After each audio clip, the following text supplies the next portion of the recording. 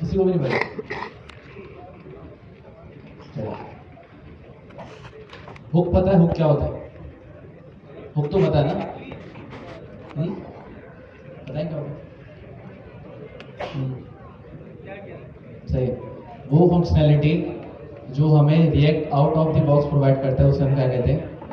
Hooks. हमने last time कितने hooks पढ़े थे? यूज स्टेट, यूज इफेक्ट और यूज रेफ। यूज रेफ हमने लास्ट में पढ़ा था शायद। किस काम आता था? री रेंडरिंग के दौरान हमारी वैल्यू को परसिस्ट करने के लिए। आज हमारा जो हुक है वो है यूज कॉन्टेक्स्ट। इसका काम क्या है कि काम ये है इसका कि आप लोगों ने देखा होगा कि अभी के लिए आप जो भी कंपोनेंट्स बनाते हैं, कंपोनेंट्स पता है ना सबको?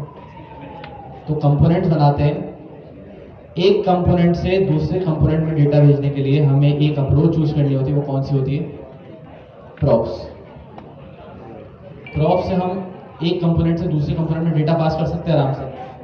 अब फर्ज करें कि हमारे पास सिनेरियो आ गया कि हमारे पास मल्टीपल कंपोनेंट्स हैं और हमें डेटा पास करना है। फर्ज करें कंपोनेंट 1 और डेटा पास करना है हमें कंपोनेंट 6 में। अब होगा क्या कि कंपोनेंट 1 के अंदर कंपोनेंट 2 है, 2 के अंदर 3, 3 के अंदर 4 और 4 के अंदर 5। तो हम प्रॉप्स हमेशा एक एक लेवल पे पास करते हैं। तो कंपोनेंट 1 से डेटा कहाँ जाएगा? कंपोनेंट 2 में। 2 से कहाँ जाएगा?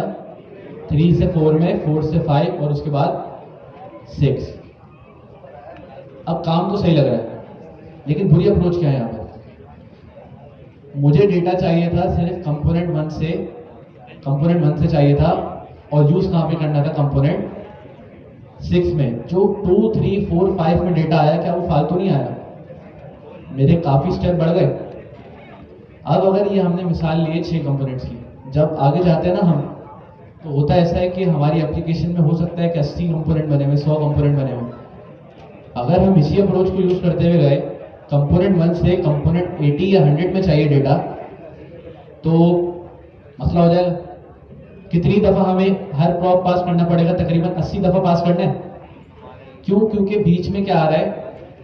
बीच में हर बार एक कंपोनेंट आ रहा है और हमें पता है कि प्रॉप जो हम पास करते हैं वो पेरेंट से चाइल्ड में जा सकता है। प्रॉप हमें ये भी पता है कि चाइल्ड से पेरेंट में नहीं आ सकता, पेरेंट से चाइल्ड में आ सकता है। तो ये जो एक लाइफ साइकिल चल रही है, कंपोनेंट 1 से 2, 2 से 3, 3 से 4, तो ये एक लूप में फंस गए हम। और फर्ज करें कि मुझे एक बार मैंने डेटा भेज दिया, दोबारा कोई चेंजिंग करनी है, फिर मुझे डेटा मंगवाना है एक एक प्रॉप करके, तो फिर मसला हो गया ये। इसे हम कहते हैं अपने पास, इस टॉपिक का नाम है प्रॉप। इसको हम कहते हैं, ये कौन सी चेन में फंस जाते हैं हम? Prop drilling. ड्रिल मशीन देखिए आप लोगों ने, अब शायद उसी से इंस्पायर होकर लिखा है। ड्रिल मशीन क्या होती है? वो दीवार में सुराख करने वाली ना? सही है। तो प्रॉप ड्रिलिंग में भी क्या हो रहा है कि एक से दूसरे में, दूसरे से तीसरे में और तीसरे से चौथे में। तो ये एक हमारे पास, हमने नुकसान तो देख लिया। अच्छा, डायग्राम भी है, डायग्राम पहले नहीं देखी। जैसे पेरेंट है, अब फर्ज करें कि डेटा कहां पर पड़ा हुआ है? पेरेंट कंपोनेंट में। सही है। तो पेरेंट से डेटा आराम से चाइल्ड 1 में जा सकता है, पेरेंट से आराम से डेटा चाइल्ड 2 में भी आ सकता है, और पेरेंट से आराम से डेटा चाइल्ड 3 में भी आ सकता है। अब फर्ज करें कि पेरेंट से मुझे भेजना है चाइल्ड 6 में। एक स्टेप एक्स्ट्रा क्या है यहाँ पर? क्या मैं डायरेक्ट पेरेंट से यहां चाइल्ड 6 में डेटा भेज सकता हूं? नहीं भेज सकता ना। तो मुझे क्या करना पड़ेगा? सबसे पहले पेरेंट से डेटा जाएगा चाइल्ड 3 में, चाइल्ड 3 से डेटा जाएगा कहां पे? चाइल्ड 6 में। इसी तरह मेरे पास मल्टीपल चेन बनी होती, चाइल्ड 6 से चाइल्ड 9, 9 से 12। इसी तरह एक एक स्टेप करके मैं आगे जाता रहता। तो इस वाले इशू को, जो प्रॉप ड्रिलिंग वाला इशू है, इसको सॉल्व कौन कर रहा है? यूज कॉन्टेक्स्ट का हुक। अगर हम यहां लिख भी दें यूज कॉन्टेक्स्ट,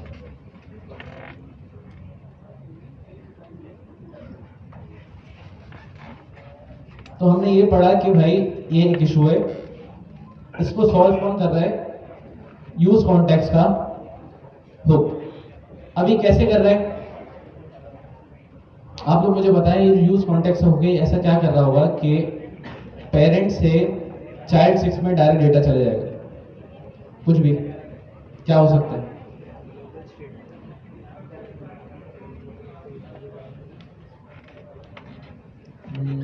कह सकते हैं।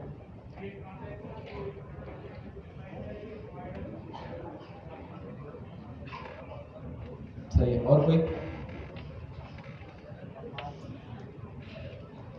सबसे पहले तो पहला काम यूज कॉन्टेक्स्ट जो हमें देता है कि आप क्या करो कि अगर आपने यूज कॉन्टेक्स्ट का हुक यूज करना है तो सबसे पहले आप क्या क्रिएट कर लो, एक कॉन्टेक्स्ट क्रिएट कर लो जहां पर सारा का सारा डेटा मौजूद होगा। अब कॉन्टेक्स्ट क्रिएट करने के बाद यहां पर एक शर्त है कि जितने भी आपने कंपोनेंट्स में डेटा पास करना है वो सारे के सारे इस कॉन्टेक्स्ट के अंदर रैप होने चाहिए। इसका ऊपर वाली लेयर कौन सी होनी चाहिए? कॉन्टेक्स्ट वाली। तो पहला स्टेप जो हमारे पास है, हमें क्या क्रिएट करना है यहाँ पर? Create context. उसके बाद हमें प्रोवाइडर बनाना है। प्रोवाइडर कौन होगा? वो जो डेटा आगे भेज रहा है। फर्ज करें कि इस वाले केस में प्रोवाइडर कौन है हमारे पास? इस वाले केस में हमारे पास प्रोवाइडर कौन है? ये वाला पेरेंट। तो हमें क्या करना पड़ेगा? एक प्रोवाइडर बनाना पड़ेगा। और प्रोवाइडर क्या करेगा? प्रोवाइडर कहेगा कि भाई मेरे पास डेटा है, जिसको चाहिए मुझसे आके ले ले। फर्ज करें कि मैं प्रोवाइडर हूं, आप लोग सारे क्या हैं? फर्ज करें मैं पेरेंट कंपोनेंट हूं, आप लोग सारे क्या हैं? Child component. मैं नहीं चाह रहा कि भाई जो मुझे अगर पीछे वाले तक बात पहुंचानी है, मैं पहले इनको बताऊं, ये पीछे वाले को पता है, फिर पीछे वाले, तो बात पहुंचते पहुंचते ये भी प्रॉप ड्रिलिंग में आ गया ना, एक एक स्टेप जा रहा है, एक एक स्टेप जा रहा है। मैं क्या करूं? मैं डायरेक्ट बोल दूं कि भाई मैं प्रोवाइडर हूं, ये डेटा मेरे पास है, जिसको ये इन्फो चाहिए आके मुझसे ले लो। समझ आई? मैं नहीं चाह रहा कि मैं प्रोवाइडर एक एक करके बताऊं, वो बात एंड तक पहुंचे। मैं इस तरह कह सकता हूं कि भाई ये वाला डेटा मेरे पास है, मैं प्रोवाइडर हूं, जिसको चाहिए मुझसे आके ले ले, वो मैं आपको वाला डेटा दे दूंगा। तो प्रोवाइडर ने क्या किया? वो सारा डेटा अपने पास रखा, और अब जो मुझसे डेटा लेने आएगा वो कौन होगा? मेरा कंज्यूमर। सही है? आप लोग जो आएंगे, जो मुझसे डेटा एक्सचेंज करेंगे, मेरे पास जो डेटा है मैं कौन हूं? प्रोवाइडर। आप लोग जो मुझसे डेटा लेंगे, आप लोग कौन है? कंज्यूमर। तो पहला स्टेप क्या करना है? सबसे पहले हमें एक कॉन्टेक्स्ट क्रिएट करना है। सही है? सबसे पहला काम हमें एक कॉन्टेक्स्ट क्रिएट करना है। उसके बाद दूसरा काम क्या है? हमें एक प्रोवाइडर जनरेट करवाना है जिसके अंदर सारे के सारे उसके चाइल्ड कंपोनेंट रैप होंगे। तीसरा काम क्या है? जिसको भी डेटा चाहिए होगा वो डायरेक्ट किससे बात कर लेगा? पेरेंट से। अब इससे फायदा क्या हुआ कि अभी जो हमारी चेंज चल रही थी, पेरेंट से चाइल्ड 3, चाइल्ड 6, अब अगर फर्ज करें कि डेटा चाहिए किसको? डेटा चाहिए चाइल्ड 6 को, तो क्या वो चाइल्ड 3 के ऊपर डिपेंडेंट रहा? वो डायरेक्ट किसके पास जाएगा? वो कहेगा कि भाई इसका प्रोवाइडर कौन है? प्रोवाइडर है अभी के लिए पेरेंट। अच्छा, एक मिनट।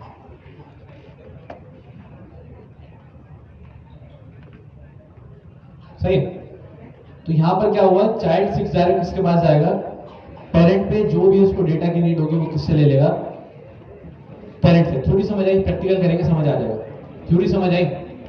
हो क्या रहा है? प्रॉप हमारे पास एक मसला था, प्रॉप ड्रिलिंग, जो कि हम फेस कर रहे थे कि पेरेंट से एक एक स्टेप में हम डेटा ना मंगाए, हम डायरेक्ट किससे बात कर लें? जो भी हमारा प्रोवाइडर है। अब अगर हमारा प्रोजेक्ट बन गया CD,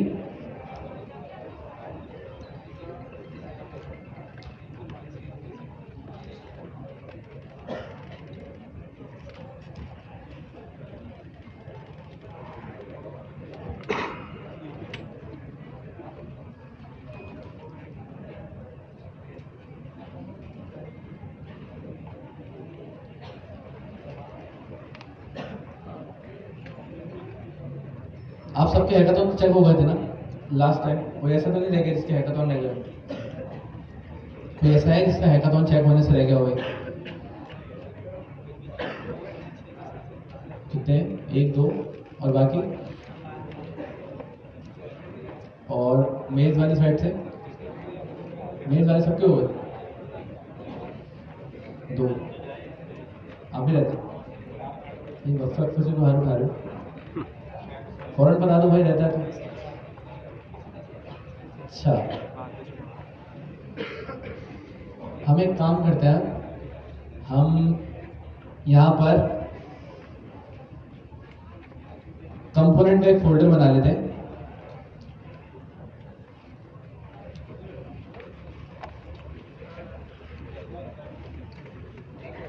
अच्छा, पीछे वाले को नजर आ रहा है? ये बता दिएगा बस। वीडियो बना रहे हो? अब हम एक काम करते हैं, हमने क्या किया अभी तक, सिर्फ हमने एक फोल्डर बनाया, किस नाम से? कंपोनेंट्स के नाम से, और इसके अंदर हम 3 कंपोनेंट बना लेंगे, चाइल्ड 1, चाइल्ड 2 और चाइल्ड 3। तो हमने क्या किया, चाइल्ड 1 डॉट tsx। कंपोनेंट बनाने का पहला रूल, फर्स्ट लेटर क्या होगा हमेशा यहाँ पर? कैपिटल। उसके बाद जब ये कंपोनेंट बन गया, उसमें क्या लिखेंगे? RAFC।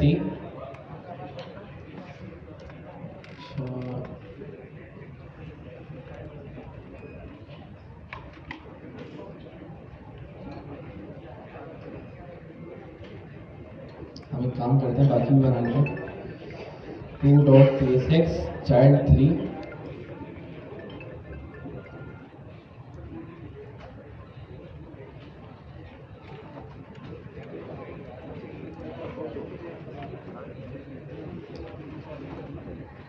सही हुई। ये RAFC क्या था हमारे पास? हमने शायद शुरू की क्लास में बताया था कि एक एक्सटेंशन थी, जो कि अगर हम लिखें तो हमें क्या करती है, एक एरो फंक्शन बना के प्रोवाइड कर देती है। और एक और चीज़ मुझे बताइए, जो रिटर्न के अंदर जो हम चीज़ लिख रहे होते हैं, इसे हम क्या कहते हैं? क्या कहते हैं? JSX, JSX, TSX, TSX है ना, हम टाइपस्क्रिप्ट में काम कर रहे हैं। तो चाइल्ड 1 हो गया, चाइल्ड 2 हो गया और चाइल्ड 3 हो गया। हम एक काम करते हैं अब कि चाइल्ड 1 के अंदर हम बाकी भी लिख लेते हैं, RAFC चाइल्ड 2 और चाइल्ड RAFC। हम एक काम कर लेते हैं यहाँ पर,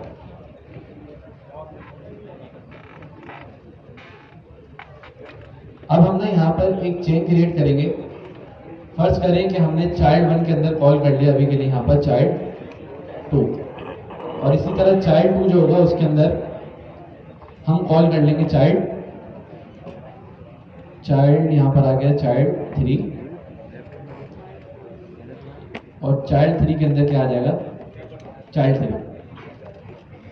ये चीज किस चीज को समझ है कि हमने अभी क्या करा, सिर्फ 3 कंपोनेंट बनाए, इस नाम से चाइल्ड 1, चाइल्ड 2 और चाइल्ड 3। चाइल्ड 1 के अंदर हमारे पास कौन सा कंपोनेंट है? चाइल्ड 2, और चाइल्ड 2 के अंदर कौन सा कंपोनेंट? चाइल्ड 3। अब अगर हमें इस UI पे दिखाना है तो हमें क्या करना पड़ेगा? इसको क्या कमांड होती है? npm run। तो सबसे पहले अगर हमें इसे क्या करना है, UI पे दिखाना है, तो हमें पता है कि F फोल्डर के अंदर एक फाइल का नाम है page.tsx। हमें वहां पर इस कंपोनेंट को कॉल करना होगा। तो कौन सा कंपोनेंट कॉल करें? चाइल्ड 1। इंपोर्ट भी हो गया, कहां से? कंपोनेंट्स और चाइल्ड 1। अभी UI पे क्या नजर आएगा मुझे? UI पे क्या नाम आएगा? अभी हमने कॉल किसको किया? चाइल्ड 1। चाइल्ड 1 पे जाए तो क्या, कौन सा कंपोनेंट कॉल हो रहा है? चाइल्ड 2 के अंदर जाए तो 3 के अंदर जाए तो चाइल्ड 3। तो UI पे क्या नजर आएगा यहाँ पर? चाइल्ड 3। तो एक काम करते हैं,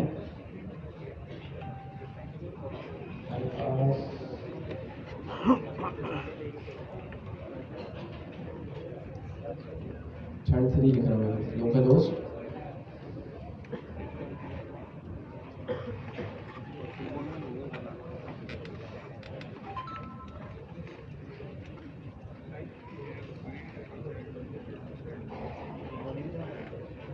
page.tsx में सपोर्ट हो गया, कॉल के page.tsx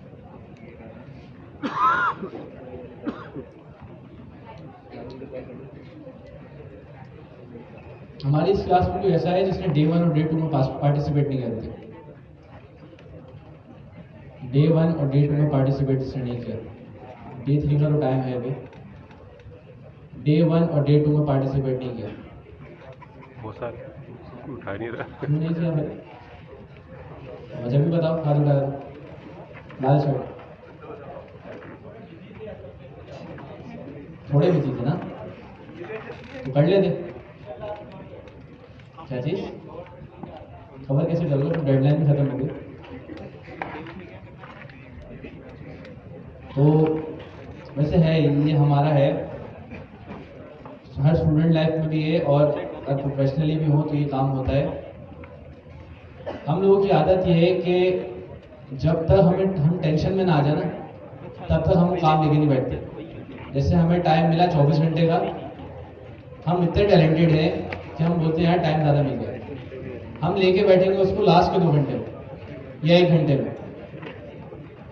अब उस टाइम मेहनत भी पूरी करते हैं, लेकिन अगर यही काम हम इतनी ही मेहनत शुरू के 4-5 घंटे में कर लें तो पूरा दिन थोड़ी बिना टेंशन में बदल जाएगा। एक तो हम पूरा दिन टेंशन में गुजार देंगे कि हैकाथॉन बनाने और बिल्कुल एंड में लेके बैठते हैं। ये है वैसे हमारे पाकिस्तानी कौम का है कि अगर एग्जाम भी आता है ना, खास तौर पे लड़कों का तो है ही, क्योंकि हमने भी ये काम किया है कि फीमेल्स वाली साइड पे ऐसा होता है कि जब हमारा तो कोर्स खुलता ना तो लड़कियां पूरे साल पढ़ती, ये तो हमें पता है। लड़के क्या करते हैं, उनको टेंशन होती है आखिरी 1 महीने में। 1 महीने में कोचिंग ज्वाइन कर रहे हैं और पढ़ने बैठते हैं दिन रात आखिरी हफ्ते, और वो 1 हफ्ते बाद भी ऐसी परसेंटेज ला रहे होते हैं, 70%, 75%। पूरा साल पढ़ेंगे तो कुछ भी नहीं, क्या करेंगे? तो ये है, अगर वही लड़के भाई पूरा साल पढ़ लो, टॉप अप कर लो भाई। यार हम भी समझा रहे कर, हमने भी यही काम है, हमारा भी सेम चिंता कि आखिरी महीने में लेके बैठे, 1 हफ्ते पहले लेके बैठे। चले पूरा साल पढ़ेंगे तो सब यहाँ पर क्या हुआ, हमारे पास चाइल्ड 3 आ गया। ख्याल करते हैं ना, इसलिए तो अब हम क्या काम करते हैं कि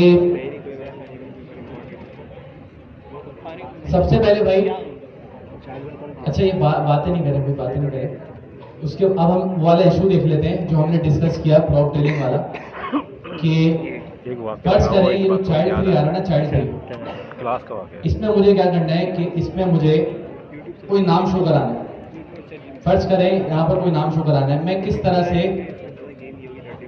ऐप के फोल्डर से page.tsx में से कंपोनेंट पास करूंगा।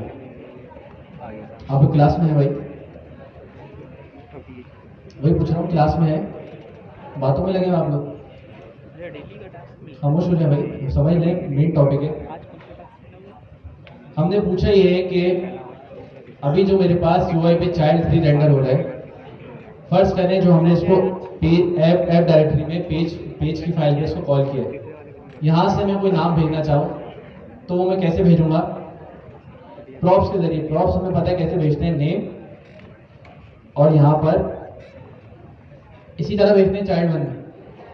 तो क्या ये एक वैलिड प्रॉप है? सही है। तो अब अगर हमने चाइल्ड 1 में कोई प्रॉप भेजा तो वो रिसीव कहाँ पे करूंगा मैं? रिसीव करने का पता है ना, हमारे पास यहाँ पर 2 तरीके होते हैं, या तो हम लिखते हैं यहाँ पर प्रॉप्स, यहाँ पर क्या लिखते हैं, या तो प्रॉप्स लिखते हैं या तो इसको डायरेक्ट क्या करवा लें हम, डी स्ट्रक्चर। तो हमने यहाँ से भेजा क्या भेजा भाई हमने यहाँ पर, नेम। तो चाइल्ड 1 में मैं इसको डी स्ट्रक्चर कैसे करवाऊंगा? नेम के नाम से। अब हमारे पास ये नाम आ गया और मुझे भेजना है ये आगे। क्यों आगे भेजना है? क्योंकि मुझे यूज कहां पर करना है, चाइल्ड 3 के अंदर। तो चाइल्ड 2 में मैं दोबारा से नेम भेज सकता हूं, नेम, और इसके अंदर क्या भेज देंगे, यही वाला नेम। ये वाली चीज समझ आई? हमने जो प्रॉप भेजा उसका नाम क्या रखा है यहाँ पर, नेम, और कर्ली ब्रैकेट में क्या भेज दिया, ये वाला नेम। अच्छा ये इशू दिखा रहा है, टाइप का इशू है, लेकिन हम इसे अभी के लिए इग्नोर कर सकते हैं। यहाँ पर भी सेम सिचुएशन है भाई हमारे पास। क्या हम डिस्ट्रक्चर कर लेंगे यहाँ पर, नेम, और चाइल्ड 3 में क्या भेज देंगे, यहाँ से भी नेम। चाइल्ड 3। तो अब अगर मैं यहाँ पर अपना नाम शो कराना चाह रहा हूँ तो मैं यहाँ पर क्या लिख सकता हूँ, नेम, और ये आएगा कहाँ से, ये भी हमें रिसीव हुआ कहाँ पर, नेम। अब अगर हम UI पे आए तो क्या आ गया भाई, यहाँ पर अली लिखा हुआ नजर आ गया, और ये हमने भेजा कहाँ से था, ऐप डायरेक्टरी।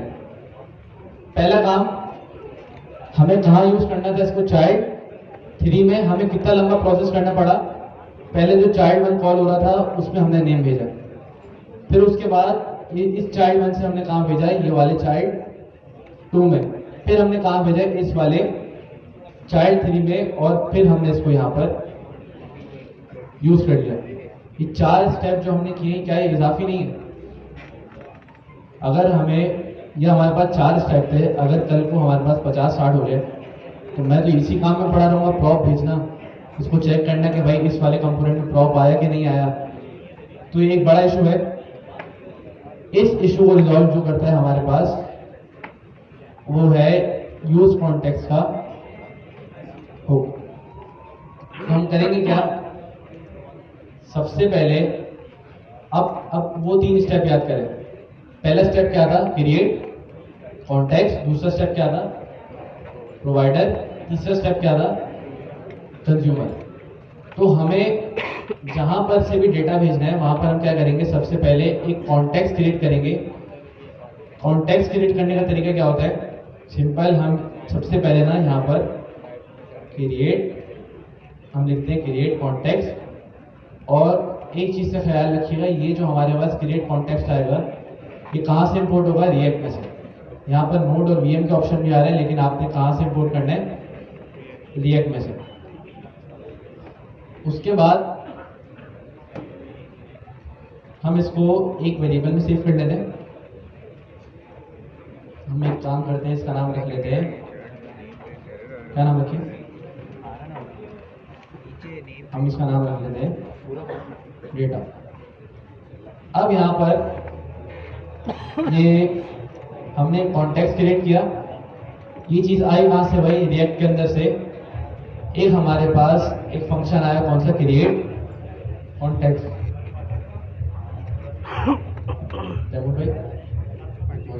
क्या शोर कौन कर रहा है? ये जिस का कंप्यूटर है हैकाथॉन, इसकी पोजीशन आएगी उनकी। अच्छा, तो हमने क्या किया, हमने एक कॉन्टेक्स्ट भाई यहाँ से इंपोर्ट करवा लिया, कहाँ से, रिएक्ट में से, और उसको यहाँ पर यूज कर लिया। एक सवाल यहाँ पर बनता है कि हमने आपको लास्ट टाइम बताया था कि जब भी मुझे कोई ना कोई हुक यूज करने हो तो इस कंपोनेंट को मुझे क्या बनाना पड़ता है, यूज क्लाइंट, क्योंकि सारे हुक्स वगैरह और इवेंट्स हमारे किसके पार्ट है,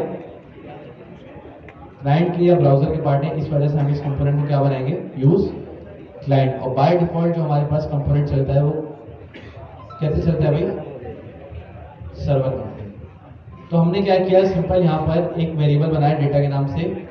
उसके बाद हमने क्या कर लिया, एक कॉन्टेक्स्ट क्रिएट कर लिया। अभी इशू क्या दे रहा है कि आपको ना यहाँ पर 1 आर्गुमेंट देना है। अगर आप जावास्क्रिप्ट में होता है ना, तो जावास्क्रिप्ट में आपको इशू नहीं देता, ये टीएस वाले इशू देते हैं। तो हम क्या करेंगे, हम इसको कह देंगे कि भाई नेम की की ले लो, या एक ऑब्जेक्ट बना देते हैं, ऐसी दे दो नेम की,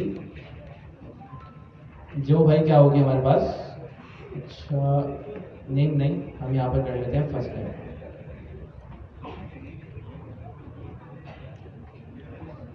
पूरा बना क्या पता, इसको हम कर लेते हैं फर्स्ट नेम, जो कि क्या होगी अभी के लिए एक एम्प्टी स्ट्रिंग। तो हमने क्या किया, एक कॉन्टेक्स्ट क्रिएट कर लिया। अब हमें क्या करना है, हमने दूसरा स्टेप क्या कहा था कि जितने भी हमारे चाइल्ड कंपोनेंट होंगे वो सारे के सारे इस कॉन्टेक्स्ट के अंदर रैप हुए होंगे, ये बताया था ना। तो हमें क्या करना है कि अगर ये वाला जो चाइल्ड 1 आ रहा है, अगर मैं इसको इस डेटा के अंदर रैप कर दूं तो क्या सारे के सारे कंपोनेंट इसी के अंदर आ जाएंगे, आ जाएंगे ना, क्योंकि चाइल्ड 1 भी इसी के अंदर है, चाइल्ड 2 भी इसी के अंदर है, और चाइल्ड 3 भी इसी के अंदर है। तो हम क्या करेंगे, दूसरा काम डेटा,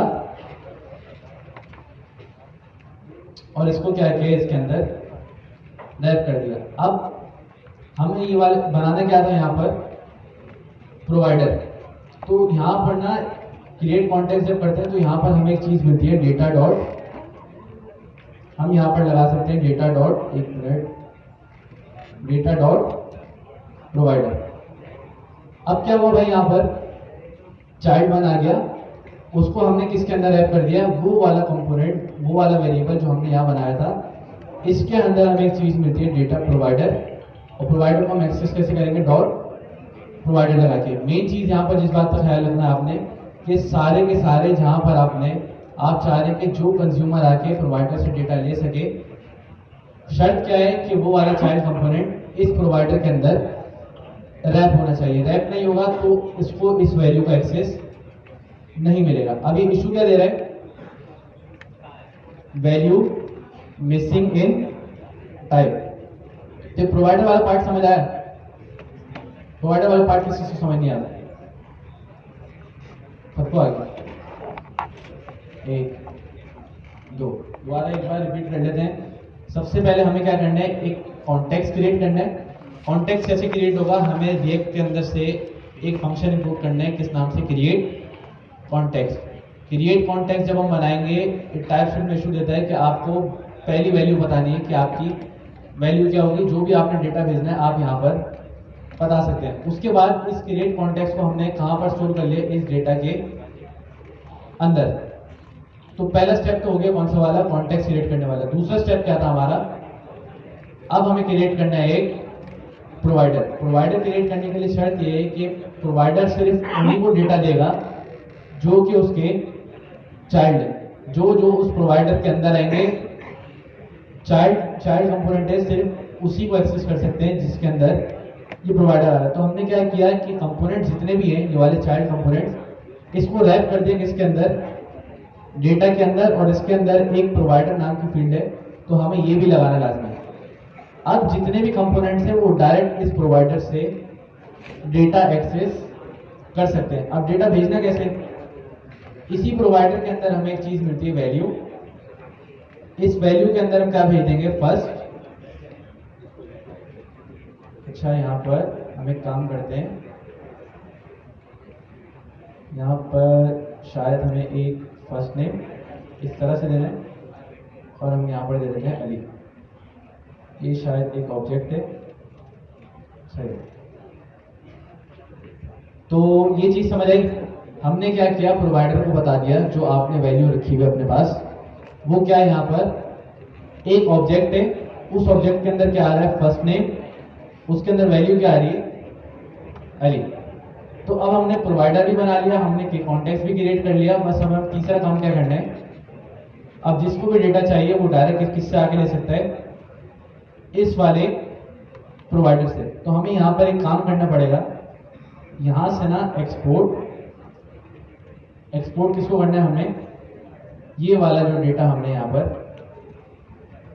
ये वाला डेटा जो हमने यहाँ बनाया था, उससे क्या करना पड़ेगा, एक्सपोर्ट भी करना पड़ेगा। आप इसको यहाँ पर लाके एक्सपोर्ट भी करा सकते हैं। अब क्या मुझे ये वाला नेम भेजने की जरूरत है, क्योंकि मैंने यहाँ पर भेज दिया ना, तो पहला स्टेप कटा।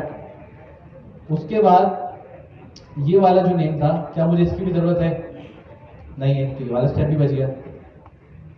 अब अगर मैं चाइल्ड 2 में जाऊं तो क्या ये वाला स्टेप भी बचा, इसकी भी जरूरत नहीं है। चाइल्ड 3 और चाइल्ड 3 में अगर हम आए तो ये वाला स्टेप भी बच गया। तो अब हमारा कंज्यूमर कौन है, यही चाइल्ड 3 हमारा कंज्यूमर है ना। तो अब हमें यहां पर काम क्या करना है, बस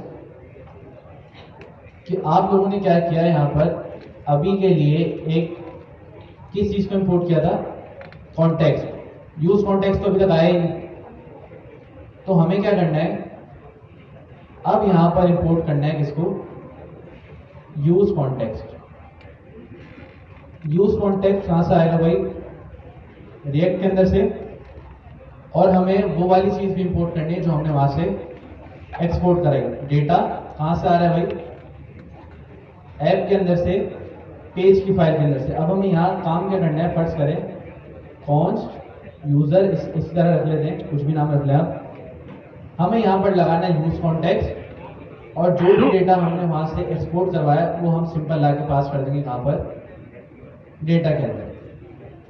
अब ये जो यूज कॉन्टेक्स्ट के अंदर हमने जो क्रिएट कॉन्टेक्स्ट किया था, उसको वहां से एक्सपोर्ट करा के किसको बता दिया, यूज कॉन्टेक्स्ट के हुक को, यूज कॉन्टेक्स्ट का बस इतना ही काम।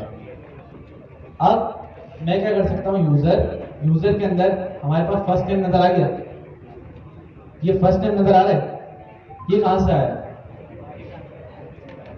वो जो हमने वहां से भेजा था। तो हमने सिंपल क्या किया, वो डेटा जो वहां पर बनाया था उसको सिंपल एक्सपोर्ट किया, इस वाली फाइल में जो कंज्यूमर होगा सिर्फ वहां इंपोर्ट कराएंगे, बताएंगे कि भाई डेटा जो हम आपने वहां से भेजा है, हमने क्रिएट कॉन्टेक्स्ट किया है, डेटा निकालने के लिए हम किसको बताएंगे, यूज कॉन्टेक्स्ट के हुक को। जो भी हमने डेटा दिया उसको कहां सेव करा लेंगे, एक वेरिएबल में जो भी वैल्यू होगी उसको हम यहां पर एक्सेस कर सकते हैं। तो क्या यहां पर अली आ गया, तो पुराना वाला तो नहीं आया, कंफर्म कर लेते हैं।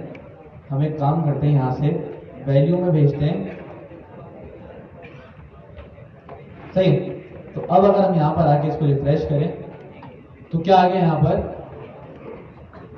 तो वो वाली चीज से तो बेहतर है ना, प्रॉप ड्रिलिंग वाली से, एक स्टेप, दूसरा स्टेप, तीसरा स्टेप, कितनी लंबी कर रहे थे। तो सिंपल आपने यूज कॉन्टेक्स्ट में क्या करना है, पहला काम, ये 3 नाम याद रखेंगे ना आपको, आपके लिए यूज कॉन्टेक्स्ट बहुत आसान है,